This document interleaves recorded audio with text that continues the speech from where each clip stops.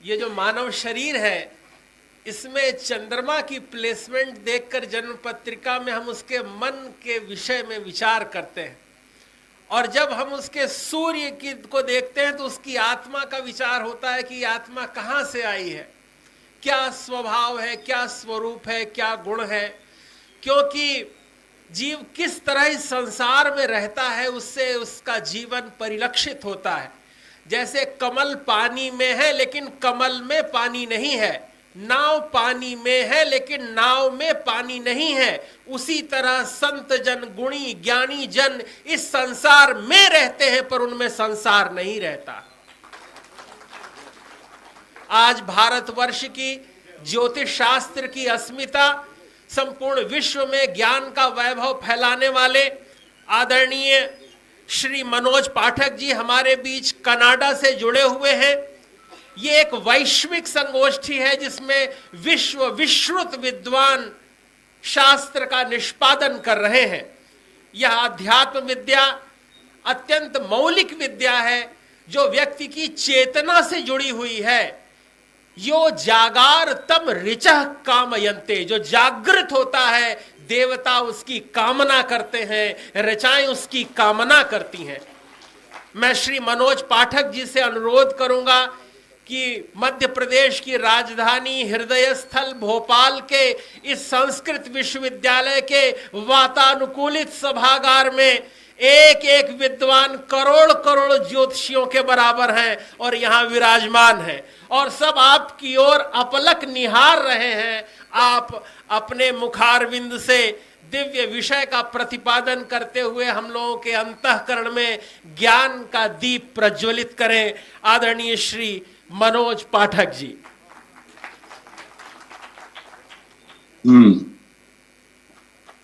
सभी को प्रणाम। आप सुन पा रहे हैं मुझे?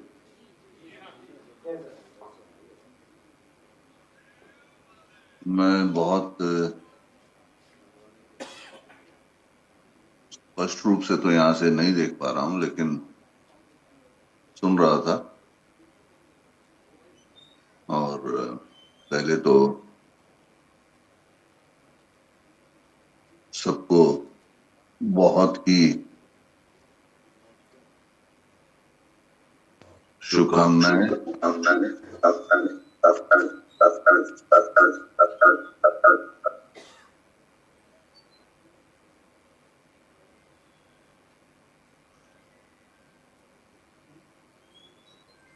इस आयोजन के लिए बहुत ही शुभकामनाएं। मध्य प्रदेश की धरती ज्योतिष के लिए हमेशा से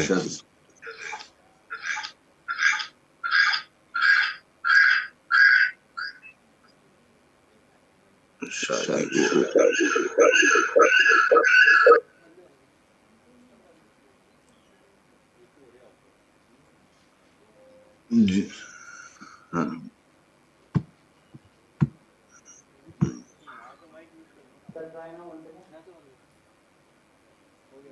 जी, सुन पा रहे हैं?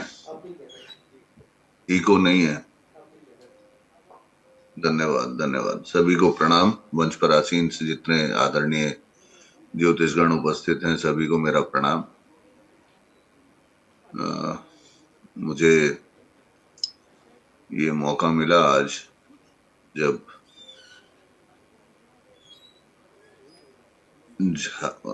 यूके झा जी का आदेश तो मैं कभी मना कर नहीं सकता हूं, और हमारे बीच में बहुत ही सार्थक संवाद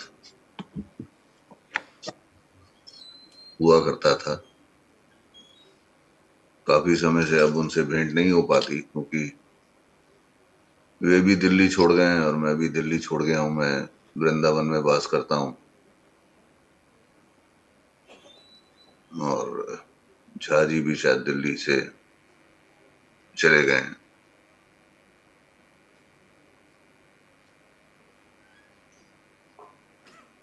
आध्यात्म और ज्योतिष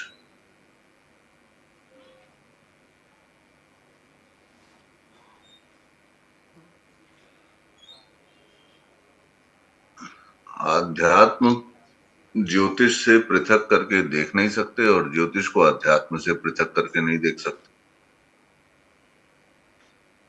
क्योंकि जब वेदों का चक्षु कहा गया ज्योतिष को, तो उसके पीछे कुछ ना कुछ कारण तो रहा होगा।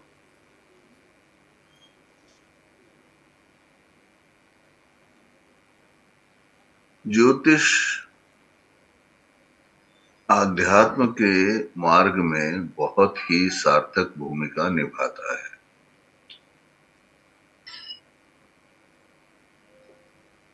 अब अनेक प्रकार से निभाता है। अभी मुझसे पहले एक सुंदर व्याख्यान मैं सुन रहा था, चंद्रमा मनसो जाता है, और अनेक प्रकार के उन्होंने संदर्भ हम लोगों के सम्मुख रखे।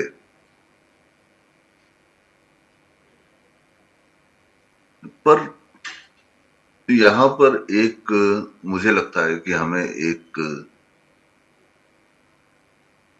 रेखा जरूर खींच लेनी चाहिए। धार्मिकता और अध्यात्म दोनों में अंतर है, और वो ज्योतिष में भी दिखता है। एक व्यक्ति धार्मिक हो सकता है, लेकिन वो जरूरी नहीं कि आध्यात्मिक भी।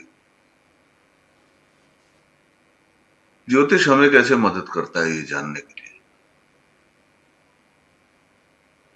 चंद्रमा मन का कारक है, चंद्रमा मन सो जाता है।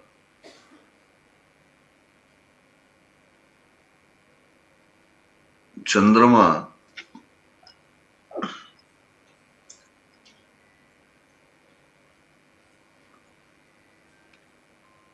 व्यक्ति के बारे में बहुत कुछ हमें बता देता है, कुंडली में उसकी स्थिति के अनुसार, परिस्थिति के अनुसार। लेकिन क्या केवल चंद्रमा ही एक ऐसा ग्रह है जिससे हम ये सब चीजों को, इन सब विषयों को जान पाए? क्या कोई ऐसा ग्रह है जो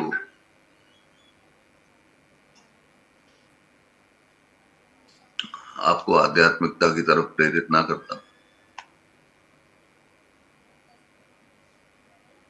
नवग्रह, और इनको हमने 9 देवताओं के रूप में अपने ज्योतिष में आत्मसात किया है। तो अगर ये नवग्रह, नव देवता हमारे ज्योतिष में हमारे सम्मुख हैं, तो मैं नहीं समझता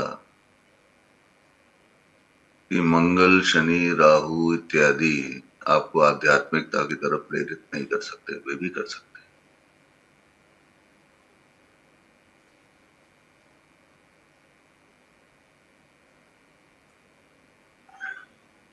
आह्वान करते हैं किसी भी पूजा से पहले हम सब इन ग्रहों का, इन देवताओं का। तो देवता स्वरूप हैं, तो आध्यात्म तो हमारे भीतर ये जागृत करेंगे।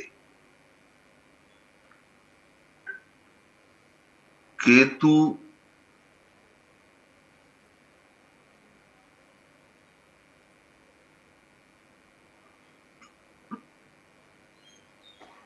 के लिए, केतु को मोक्ष कारक कहा गया, लेकिन ये भी कहा गया कि केतु यदि द्वादश में स्थित हो तो व्यक्ति को मोक्ष प्रदान कराता है।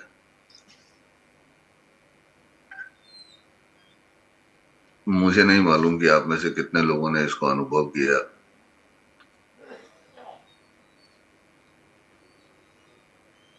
इस विषय में मैं आऊंगा,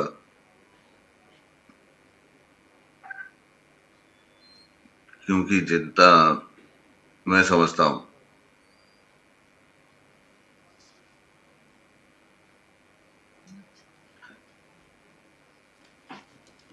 केतु पाप ग्रह होते हुए भी जैमिनी ऋषि ने केतु को कहा अथ केतु शुभ, केतु को शुभ ग्रह ही बताया गया। लेकिन क्या केतु लग्न से द्वादश में मोक्ष प्रदान करता है?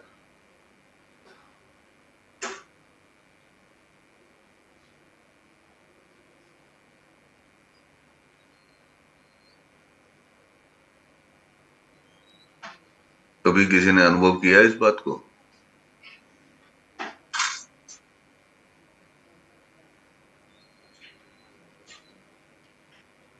तो पुस्तकों में जो चीजें हमारे सामने उपलब्ध हैं, जो पुस्तकों में हमारे सामने सूत्र दिए गए हैं, वो सूत्र, क्या हम उन सूत्रों को कभी हमने जानने का, पहचानने का प्रयास किया कि क्या ये सूत्र जिस रूप में हमारे सामने उपलब्ध हैं, क्या ये सूत्र वाकई उस रूप में कार्य करते हैं, या हमारी समझ में कहीं ना कहीं कुछ ना कुछ दिक्कत है जो हम इन सूत्रों को आत्मसात नहीं कर पाए अपने भीतर, और इनका तथ्य जानने का हम प्रयास नहीं कर पाए। अब एक आध्यात्म के लिए बहुत सरल सा योग बताया गया, प्रवज्या योग के नाम से, कि कुंडली में 4 ग्रह यदि एक साथ हों और इसमें लग्न, दशम या नवम के स्वामी भी सम्मिलित हो जाएं तो और भी अच्छी बात हो जाती है, और भी इसे बली मान लिया गया। और यदि ये लग्न, दशम या नवम इन स्थानों में से किसी एक स्थान पर ये योग बन रहा हो तो इसे भी बहुत अच्छा मान लिया गया। आप में से हो सकता है बहुत लोगों की कुंडली में इस प्रकार के योग उपलब्ध हों, विद्यमान हों। कभी आपने इनको अनुभव करने का प्रयास किया?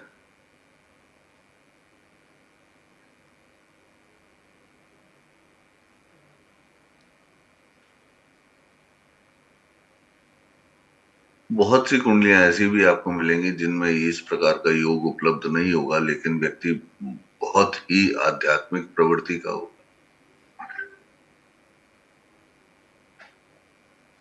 तो कैसे जाने कि जिस व्यक्ति से हम चर्चा करने का प्रयास कर रहे हैं, जिस व्यक्ति के सम्मुख हम बैठे हैं, वो व्यक्ति की प्रवृत्ति आध्यात्मिक है या नहीं है कोई ऐसा तरीका जानने का?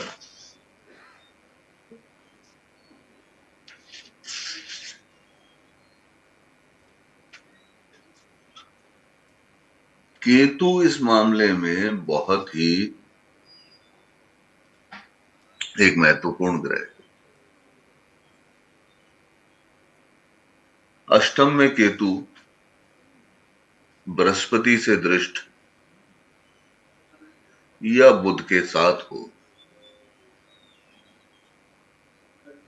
तो ये आध्यात्मिकता के लिए बहुत ही उत्तम स्थिति है।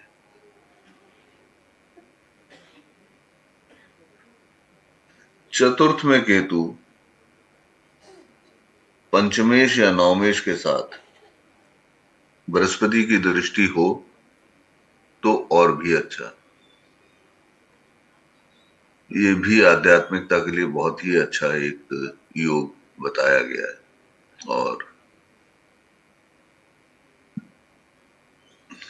ऐसी स्थिति में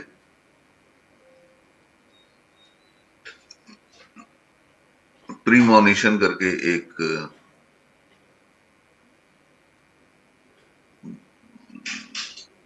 आने वाली परिस्थितियों का पूर्व अनुमान जब आपको स्वप्न के माध्यम से या किसी और माध्यम से हो जाता है तो प्रीमोनिशन ऐसी परिस्थिति में आपके जीवन में आपके सामने आ जाती है। तो केतु बहुत ही एक उत्तम ग्रह है। जब हम सूची में रखते हैं तो केतु को हम पाप ग्रह की सूची में ही रखते हैं। तो पाप क्या है, शुभ क्या है,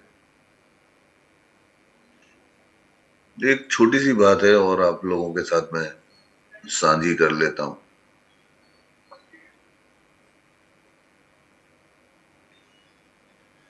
हमारी कुंडली में जो भाव हमें शुभ बताए गए वो भाव कौन कौन से हैं?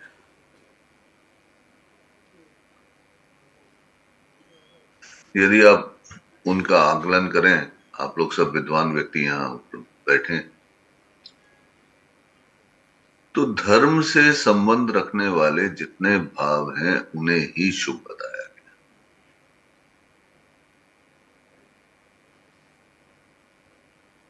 काम और अर्थ से संबंध रखने वाले जितने भाव हैं उन्हें अशुभ भाव बताया गया। जीवन में तो दोनों की आवश्यकता है।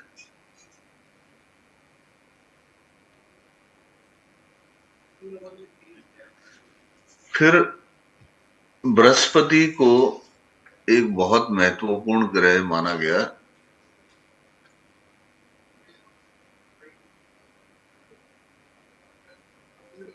कुंडली में बृहस्पति जितना पाप रहित होगा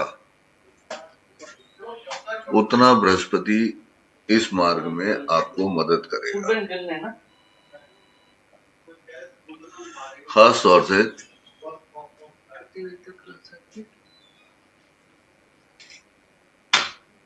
यदि बृहस्पति पीड़ित ना हो कुंडली में और दशम भाव से संबंध बनाता हो। ये दशम के बृहस्पति को बहुत ही बेहतर और बहुत ही अच्छा बताया गया, और मैं तो इसको हमारे जो ज्योतिष गुरु हैं राव साहब, उनकी कुंडली में दशम का बृहस्पति उच्च का स्थित है। तो हमें तो ज्योतिष का जितना भी समझ आया, जो भी समझाने का समझने का प्रयास किया, वो उन्हीं के माध्यम से, उन्हीं के मार्ग से किया।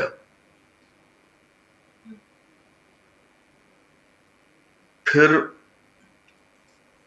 कुंडली में, जैसे कुंडली हाथ में आपके आती है, ये जरूर देख लीजिए कि कितने ग्रह बृहस्पति और बुध के नक्षत्रों में स्थित हैं।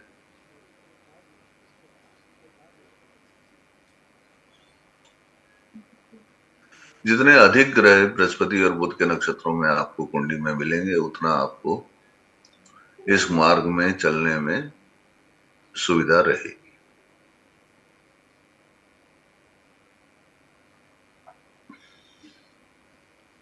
अब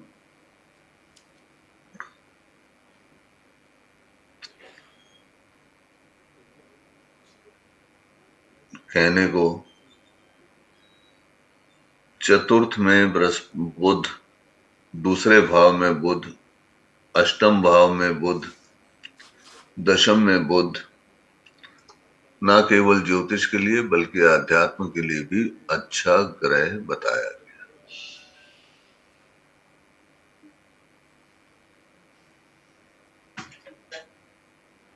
बृहस्पति दशम में क्यों अच्छा बताया गया होगा? कर्म स्थान में बृहस्पति का स्थिति क्यों अच्छी बताई गई होगी? सोचना तो पड़ेगा। ज्योतिष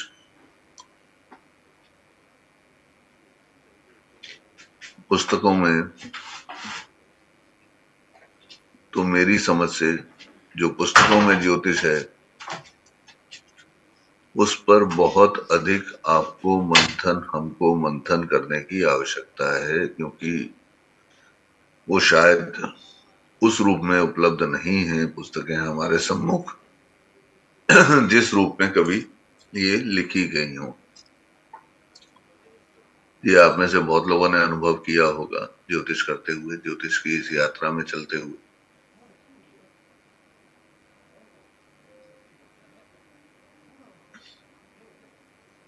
शनि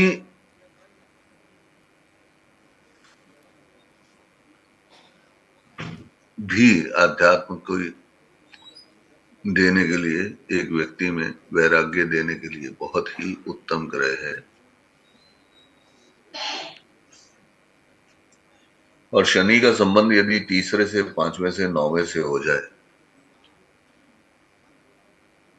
तो ये एक कुंडली में बहुत ही अच्छी स्थिति है, खास तौर से व्यक्ति के भीतर एकाग्रता उत्पन्न करने के लिए। और एकाग्रता एक अहम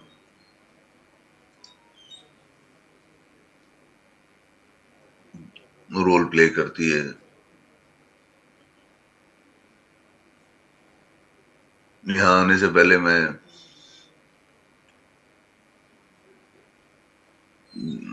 अनुपम जी से भी चर्चा नहीं हो पाई, लेकिन मैं दुविधा में था कि अंग्रेजी बोली जाए, हिंदी बोली जाए, किस भाषा में आपसे संवाद किया जाए।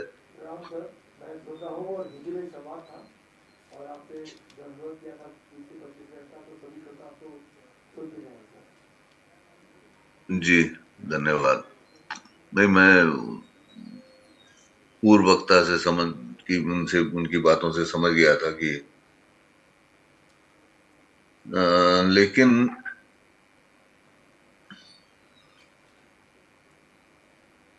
शनि इन परिस्थितियों में थोड़ा सा उसकी वाणी तीखी अवश्य हो सकती है, लेकिन आध्यात्मिक उन्नति में एकाग्रता का संचार आपके भीतर खूब करता है।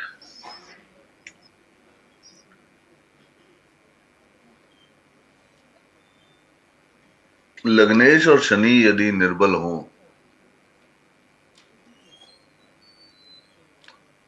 तो भी व्यक्ति के संन्यास मार्ग पर प्रवृत्त होने की संभावना बढ़ जाती है।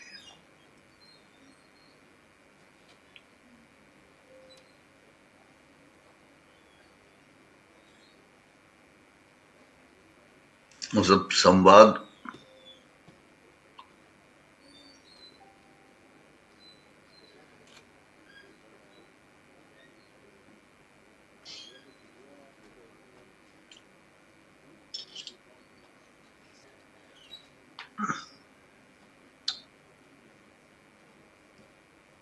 मैं तो निवेदन ये करूंगा कि आप सभी से कि भविष्य में कभी इस प्रकार का आयोजन का यदि आप प्लानिंग करते हैं, कभी आप इसको करते हैं, तो इसे एक मोनोलॉग की जगह एक डायलॉग के रूप में किया जाए तो शायद इसकी सभी लोगों को एक बेहतर इससे वो आनंद उठा पाएंगे। यहां पर मिथुन, तुला और कुंभ इन लग्नों के लिए विशेष रूप से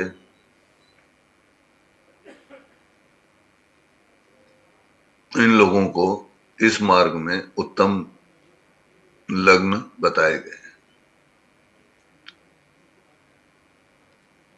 अब क्यों बताए गए हैं? जब तक हम क्यों को नहीं समझने का प्रयास करेंगे, हम शायद ज्योतिष के मर्म को नहीं समझ पाएंगे। और हम लोगों की एक बहुत बड़ी समस्या हम लोगों के सामने हमेशा रहती है, हम पर जो आक्षेप, हम पर जो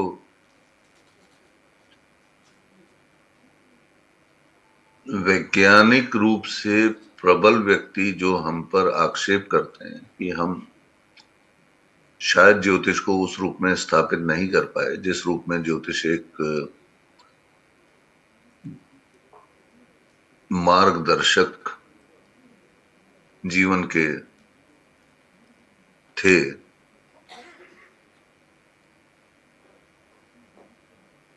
उसे पुनः स्थापित करने के लिए हमें क्या करना?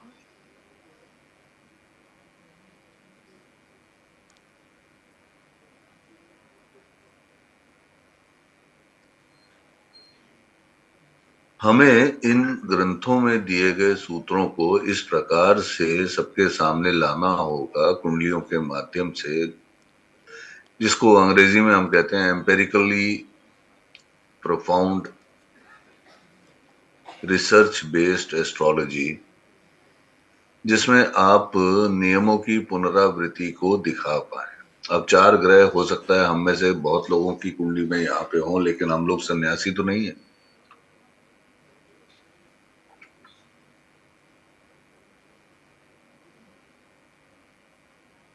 केतु को द्वादश में मोक्ष कारक कहा गया। अब वैसे तो सरल सी बात यह है कि कौन जाने किसको मोक्ष मिला या नहीं मिला, वो तो वहां जाने के बाद ही मालूम होगा।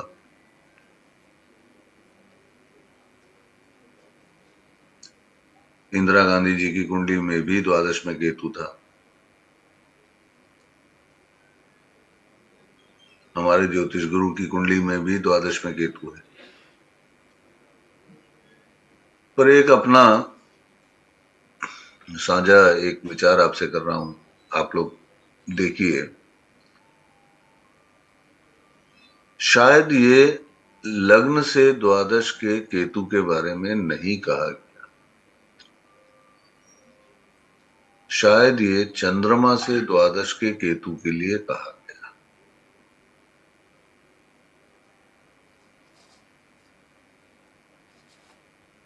कभी इसको विस्तृत चर्चा हो तो इस पे चर्चा की जाएगी। यहाँ समय का शायद उतना वो नहीं है। मुझे अनुपम जी का मैसेज भी मिला तो मैं